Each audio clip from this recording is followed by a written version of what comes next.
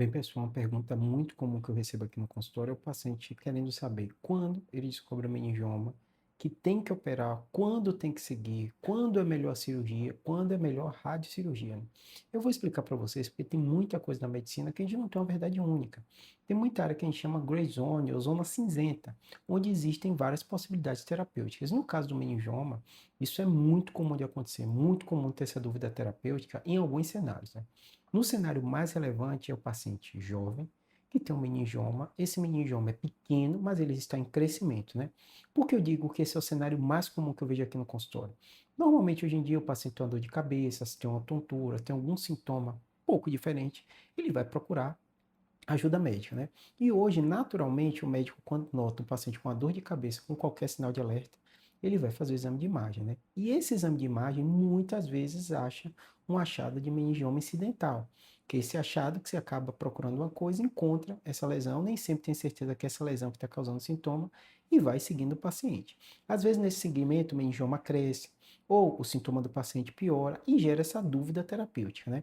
Nesse caso, o que é que você tem que fazer, né? Em primeiro lugar, entender que existem dentro da medicina algumas doenças que são raras na medicina geral, que não tem tantos estudos com milhares de casos, é o caso do meningioma, e a decisão vai ser individual. Então você vai ter que procurar um neurocirurgião da sua confiança. Ele vai te dar as hipóteses terapêuticas dele, né? Te justificar o porquê ele está decidindo operar, seguir ou fazer radiocirurgia. E muitas vezes você vai ser necessário se ouvir uma segunda opinião. Nesses casos de meningiomas pequenos, meningioma em crescimento, eu sempre recomendo o paciente ouvir uma segunda opinião.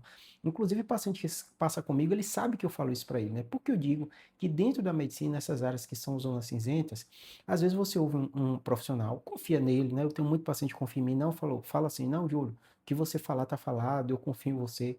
Mas o que acontece? Quando você vai ouvindo as opiniões, acaba muitas vezes que vai amadurecimento sua decisão, amadurecendo mesmo sua decisão, né? Por quê? O médico vai te explicar por que quer, qual o objetivo, quais são os riscos, quais são os prós, quais são os contras, né? O jeito de falar, às vezes, de um médico para o outro é diferente, né?